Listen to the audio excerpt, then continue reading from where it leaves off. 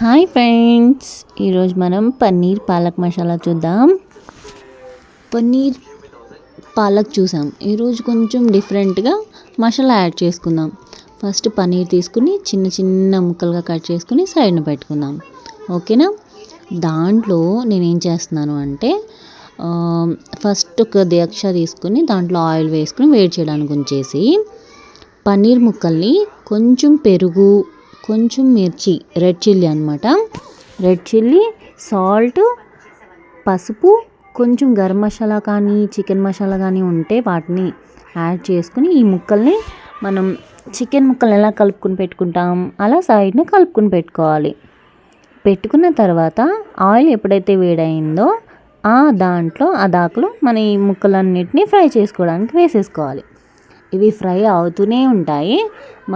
మా పాలక్ ఉంటుంది కదా, ఆ పాలక్ని కడిగి ఒక దీక్షలో తీసుకుందాం, అంటే సైడ్ని పెట్టుకుందాం అనమాట.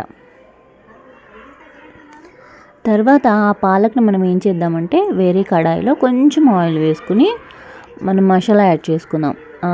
జింజర్ గార్లిక్ పేస్ట్కి ఉంటుంది కదా, అది కొంచెం యాడ్ చేసుకుందాం.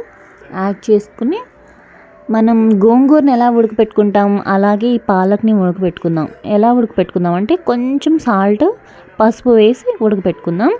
కావాలి అనుకుంటే పచ్చిమిర్చి ఉంటుంది కదా, మీన్స్ గ్రీన్ చిల్లీ, అది ముక్కలు కట్ చేసుకుని కూడా యాడ్ చేసుకోవచ్చు.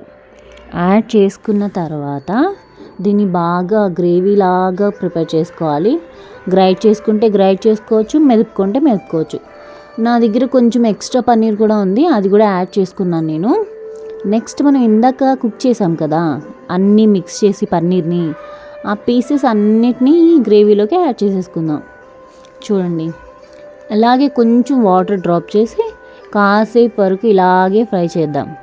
ఇది చూడండి, కొంచెం థిక్ కన్సిస్టెన్సీ వచ్చిన తర్వాత మనకు కావాలి అనుకుంటే గరం గరం రోటీ చేసుకొని దాంట్లో మనం పన్నీర్ పాలక్ ఎలా తీసుకుంటాం అలా ఇది నేను రోటీ ప్రిపేర్ చేసేసుకున్నాను. ఈ మిడిల్లో కర్రీ కూడా ఉడికిపోయింది. చూడండి, అంటే పన్నీర్ పాలక్ కన్నా కొంచెం మసాలా వేసి డిఫరెంట్గా ట్రై చేశాను.